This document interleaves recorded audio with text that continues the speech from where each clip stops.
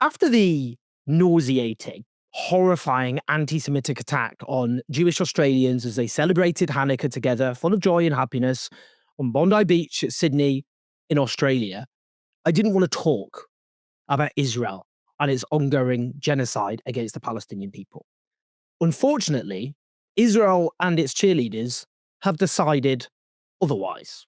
They have decided to turn this hideous attack into an opportunity to justify genocide against the Palestinian people and to shut down those who oppose that genocide, and in fact to demonize anyone who, in the mildest possible way, supports national self-determination for the Palestinian people. Here's what I wanted to talk about. What I want to talk about is the very real evil of anti-Semitism, which is a hatred which, within living memory, culminated in the Shoah, the Holocaust, the industrialized extermination of the Jewish people in Europe, killing 6 million, 2/3 of Europe's Jewish population in a very short period of time, as well as obviously the anti-Semitism which has existed long before that, and then long after that, predating Israel and its foundation, and the way it's rising now. I'd want to talk about the responsibility that we all have, not least, when I say not least, I say not least on the left because we have a consistent view about justice and equality, but a responsibility to ensure that those in the Jewish diaspora feel safe and secure, that they feel that they don't have to, flee for their lives as their ancestors did when things suddenly turn against them in the country which is their home. What I want to talk about is unity against hatred. How all of us, whatever communities, need to come together and stand against anti-Semitism and those who wish to hurt and murder Jewish people. I want to talk about the horror on that iconic beach as Jewish Australians gathered for the start of Hanukkah, eating donuts, celebrating, listening to music. That one of the victims was a little 10-year-old girl, another a survivor of the Holocaust. The horror of watching a day of joy end with people running for their lives as 2 gunmen indiscriminately fired into a crowd of Jewish Australians.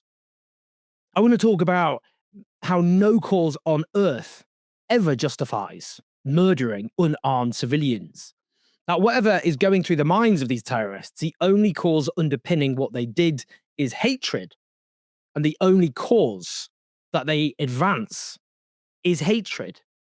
I want to talk about Ahmed al-Ahmed, the Syrian-born Muslim bystander who risked his life and was seriously injured as he wrestled one of the attackers and saved the lives of several others who could have been murdered with the gun that he wrested from his grip. I want to talk about what his cousin said when he said when he saw people dying and their families being shot, he couldn't bear to see people dying. It was a humanitarian act more than anything else. It's a matter of conscience. He's very proud that he saved even one life. When he saw this scene, people dying of gunfire, he told me, I couldn't bear this. God gave me strength. I believe I'm going to stop this person killing people. As I say, he's seriously injured. He's in hospital. He's a courageous hero and an example of unity against hatred. But immediately in the aftermath of this heinous atrocity, there has been an attempt by the state of Israel and its cheerleaders to weaponize the horror inflicted on those Jewish Australians, to try and silence those who speak against the genocide committed against the Palestinian people, in order to justify what Israel has done against the Palestinian people. Now, before I respond, here's my overall position. Opposing violence against Palestinians is not incitement of violence. Believing Palestinians are humans of equal worth is not hatred. And if you use the Bondi Beach atrocity to justify violence against Palestinians, then it is not violence that you object to. Now, I want to start with Benjamin Netanyahu, the Israeli prime minister who is wanted by the International Criminal Court, who issued an arrest warrant against him for war crimes and crimes against humanity, who has, as per the consensus of genocide scholars, committed genocide against the Palestinian people. Let's just listen to what he said. On August 17th, about 4 months ago, I sent Prime Minister Albanese of Australia a letter in which I gave him warning that the Australian government's policy was promoting and encouraging anti-Semitism in Australia. I wrote, "Your call for a Palestinian state pours fuel on the anti-Semitic fire. It rewards Hamas terrorism. It emboldens those who menace Australian Jews and encourages the Jew hatred now stalking your streets. Anti-Semitism is a cancer. It spreads when leaders stay silent. It retreats when leaders act. I call upon you to replace weakness with action, appeasement with resolve. Instead, Prime Minister, you replaced weakness with weakness and appeasement with more appeasement. Your government did nothing to stop the spread of anti-Semitism in Australia. You did nothing to curb the cancer cells that were growing inside your country. You took no action. You let the disease spread. And the result is the horrific attacks on Jews we saw today. Well, what a criminal disgrace that man is. As it happens, the Australian government has repeatedly justified Israel's genocidal onslaught, and they continue to offer crucial components, like Britain, for F-35 jets, which are raining death and destruction on the people of Gaza.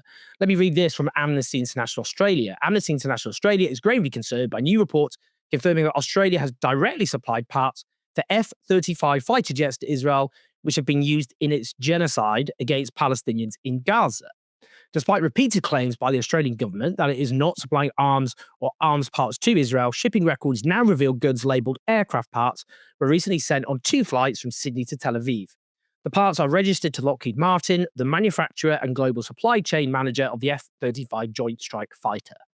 Now, the support for Palestinian national self-determination, for the Palestinian people to have a state, according to Benjamin Netanyahu, that is anti-Semitism. That Australia did the bare minimum, which is join the large majority of countries on earth in accepting a Palestinian state, that, in his view, or according to his position, is anti-Semitism. That is hatred of Jewish people. That's what he's conflating. That's what he's using anti-Semitism as to describe. I mean, this is just so grossly irresponsible, because misusing the term anti-Semitism in order to justify the oppression of the Palestinian people robs anti-Semitism of meaning and leads people to stop believing in it when it's real. And it endangers Jewish people. And his position is backed by a vast majority of Israeli politicians, both in government and opposition, which is there will never be a Palestinian state of any description. That the only state that will ever exist between the River Jordan and the Mediterranean Sea is Israel. And what does that mean? At best, it means an indefinite military occupation. And the occupation of the West Bank is the longest belligerent occupation in modern times. It means colonization, hundreds of thousands of illegal Israeli settlers all over the West Bank stealing that land. And it means apartheid, as multiple NGOs like Amnesty International and Israeli human rights organization B'Tselem have confirmed prevails there. And what does it mean for Gaza? I mean, it simply means, in practice, the idea, because half of the population between the river and the sea are Palestinian. At best, what it means, indefinitely they live on occupation and their land is more and more stolen. Well, in practice, of course, the aim of the Israeli elites is there won't be any Palestinians between the river and the sea. They've openly made it clear they want to empty Gaza of the Palestinian people. And it's clearly their long-term aim. I went to the West Bank a few months ago to strangle Palestinian existence in the West Bank, to make it intolerable until they can be removed and only Jewish people exist between the river and the sea. There's a Palestinian population in Israel, but the polling shows that vast numbers, alas, in a society awash with genocidal mania of Jewish Israelis, want those Palestinians removed. And there are Israeli politicians make menacing comments about that Palestinian population as well. So I don't believe in actual fact they mean, oh, well, we'll just have, half the population between the river and the sea being Palestinian. Definitely. Of course they don't believe that. But their view is any support for Palestinian national self-determination is hatred against Jewish people. They don't actually think that, but they're trying to make that case for cynical reasons. There was this deliberate strategy to conflate support for Palestinian rights with hatred against Jewish people. Now, let's listen to the chief rabbi of the UK, who in practice, by the way, just factually speaking, represents a small minority of Britain's Jewish population. Let's hear what he said to the BBC. We've seen increased polarisation, haven't we, since the 7th of October attacks and all that followed? Yes, you are right to mention the 7th of October, because Israel has been fighting a war for its very survival, and the demonization of Israel, and through that the demonization of Jews and Judaism, has poisoned the minds of many people. And we see how very often hate speech can become translated into hate action. And it's what I was saying, policing, enforcing the law in a strict way, stopping all forms of dangerous, hateful comments, controlling and regulating social media, not just treating the symptoms, let's treat the actual cause as well. Now, last year, the chief rabbi there described the IDF, Israel's army. He says that he said they were our heroic soldiers. He ain't Israeli. Let me just be blunt about that. He's British, of South African heritage. He's not an Israeli at all. They're not his soldiers. He might say they are, but they're not. He's British. And what he did there is conflate Jewish people with Israel, which is supposed to be, well, there's supposed to be a consensus that you should not do that, because for one thing, whatever I say about the IRA official definition of anti-Semitism, which is extremely problematic and has been abused and used to shut down scrutiny of Israel, makes clear that you should not, you should demarcate Jewish people and Israel and not hold Jewish people responsible for the actions of the Israeli state, which is not possible according to that definition. They're saying our heroic soldiers. Now, that context is important. And what he argued here was that the demonization of Israel, as he described it, has caused this atrocity. And he has, in that interview, demanded tighter rules, tighter regulations on social media. What does he mean here? What speech is he trying to silence? Now, last year in The Telegraph, he wrote, the misappropriation of the word genocide is an affront both to the victims and the survivors of these unspeakable crimes. Its use in the context of this conflict is the ultimate demonization of the Jewish state. Ultimate demonization, that's what he said. He said it's a term deployed not only to eradicate any notion that Israel has a responsibility to protect its citizens, but also to tear open the still gaping wound of the Holocaust, knowing that it will inflict more pain than any other accusation. It is a moral inversion which undermines the memory of the worst crimes in human history. So it's very clear there. He thinks, or claims there in the interview, so the interview on the BBC, he says the demonization of Israel is what has produced, for example, the Bondi Beach attack. Now, he's previously made clear that the ultimate demonization, so the ultimate example of demonization of Israel is genocide. The ultimate demonization of Israel is that it has committed genocide against the Palestinian people. There is a consensus of genocide scholars, including Israeli genocide scholars, that Israel has committed genocide. Like, for example, Professor Omar Bartov at Brown University. He's one of the most preeminent experts on the Holocaust on the face of the earth. It is obviously the consensus of NGOs who work on the ground and focus on the terrible crimes committed by states across the world, like Amnesty International, Human Rights Watch, of the Israeli human rights organization B'Tselem, and the Israeli Physicians for Human Rights, for the recent United Nations Independent Commission. I mean, it's just, we heard what Israeli leaders and officials said, and we watched Gaza wiped from the face of the earth. So the argument here is he's trying to silence those stating the reality of what Israel has done against the Palestinian people, the mass slaughter of the Palestinian people in Gaza, and all the other terrible crimes that came with the genocide. That to state that fact, which is the consensus of actual people who dedicate their lives to the study of genocide, that to state that fact is inciting violence. And what's happening, what we can hear there, is the eradication of the demarcation between Jewish people and the state of Israel. And it's so important to, make that case for that demarcation.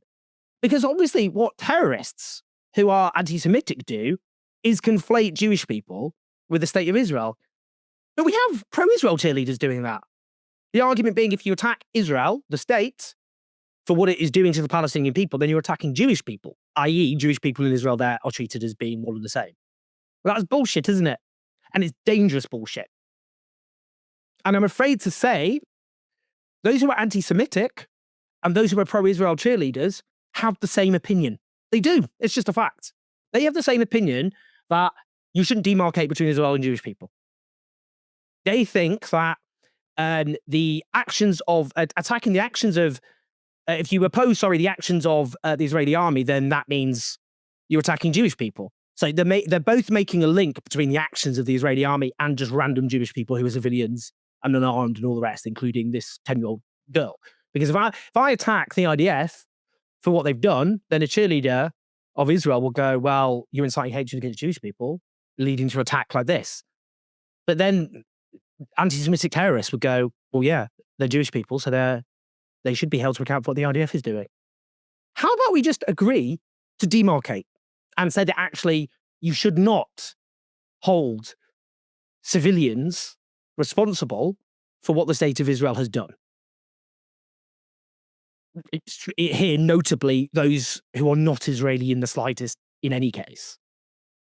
Now, there was another interview on Sky News with someone described as a member of the local Jewish community in Australia. What's your view? Because we've heard from other Jewish people living in Australia this morning, they don't think enough has been done up to now.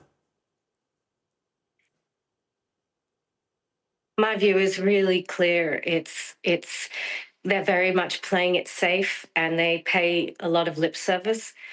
And I've been told that the actual police who are witnessing death threats and chants at, I have to call it what it is, pro-Palestinian rallies, when they hear death to Jews, gas the Jews, and from the river to the sea, which is a clear directive of kill Jews worldwide. Globalize the Intifada means kill Jews wherever you are.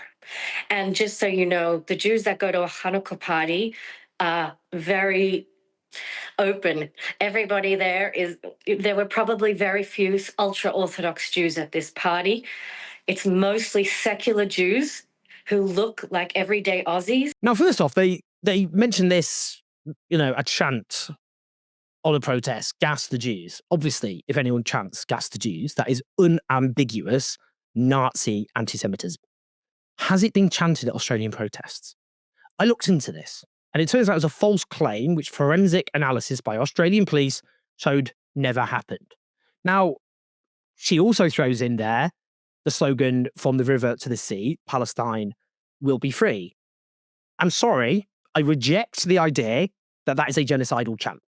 People use that chant overwhelmingly to support Palestinians being free wherever they are, whether it be in Gaza, whether it be in pre-1967 Israel borders, or in the West Bank. In my case, I understand that as there should be one state with equal rights for all, regardless of who they are. That's what I support. I don't support ethno-nationalism. And I would also know that the Likud platform, Likud party being the ruling main party in Israel, which Benjamin Netanyahu leads, they've got from the river Jordan to the Mediterranean Sea in their founding platform. Because their argument is that only Israel can exist between the river and the sea, and that the Palestinian national self-determination will never happen. So the only people who actually, we know here in practice, that slogan's being used to eradicate Palestinian national self-determination, not Israel. And it's the ruling party in Israel who we're arming, who have that official policy. Yet we're told that those who say, from the river to the sea, Palestine will be free, that they're the genocidal ones. It's gaslighting. Now let's listen to this from Anthony Lowenstein. He's a brilliant author. He's the author of the Palestine Laboratory. I've interviewed him on this channel, and he's also a Jewish Australian. There was an attack on Sydney's Jewish community on the first day of Hanukkah. I understand from watching one of your podcasts or listening to one of your podcasts that you were celebrating yourself at home. I mean, how are you feeling today? I was celebrating. I'm Jewish, I'm Australian, and I was celebrating at home. I live about half an hour by car from Bondi in Sydney. And I was celebrating Hanukkah. I'm not a religious person, but it's more of a cultural event. It's sort of something to mark, and my family and children enjoy it last night. And I found out about this attack pretty soon after it happened. I mean, how do I feel about it today? I am distraught. I am angry. I am deeply, deeply frustrated with what I already see as the weaponization of this attack by many members of the political elite in Australia and globally, many in the media, but also there's many elephants in the room. We don't know, as you say, all the details of why these two killers did what they did. Apparently they travelled to the Philippines in the last few months before this attack, which doesn't mean anything on its own, but potentially had some connection to Southeast Asian Islamist groups. We'll find out more about that in time. But what really saddens me is that so many, and I say this as someone Jewish organisations and politicians have made a direct link and connection between yesterday's attack and pro-Palestine marches. Criticism of Israel in the last 2.5 years since October 7, as if somehow anyone knows what the motivations of the killers were. They don't. And secondly, this idea somehow that peaceful protest in a country like Australia, or anywhere for that matter, against Israel's genocide is somehow unacceptable. And many, many Jewish people are as involved in those protests, are involved in that activity. So I've got very, very mixed emotions, to be honest, very mixed emotions. Moral clarity.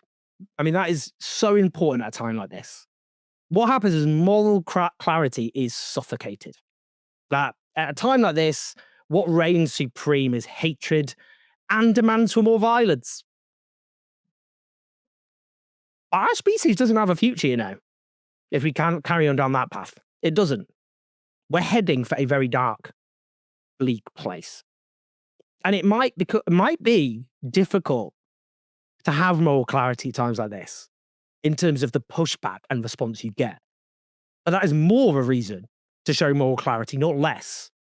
Because we've got to stand against this bleak, murderous age in which we live. To stand against anti-Semitism and to support a free Palestine, they are not irreconcilable positions to have. In fact, it's the exact opposite, because both flow from the rejection of injustice in all its forms. They both flow from the basic concept that we should treat all humans, all human life, as having equal innate worth. And in this time of hatred, bigotry, racism, and violence and genocide, that basic belief is under assault. And we have to loudly make the argument that every single human life has an innate equal worth.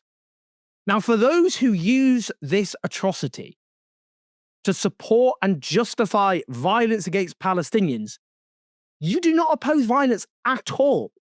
You support violence. You just object to violence when it's used against those you have deemed to be human. If 14 innocent Palestinians were mowed down by the Israeli army in Gaza, it would be a very quiet day for Gaza, and there would be virtually no reporting of it. 14 children during the full-blown genocidal assault, and bear in mind, Israel is routinely still murdering Palestinians in Gaza. I mean, 14 children, far more than 14 children a day were being murdered in Gaza, just children. I mean, dozens and dozens of children were often being killed every single day. You see, the problem is, it's not subtle. Our media and our politicians do not see people's lives as being equal. But you should treat all people and their lives as having equal worth.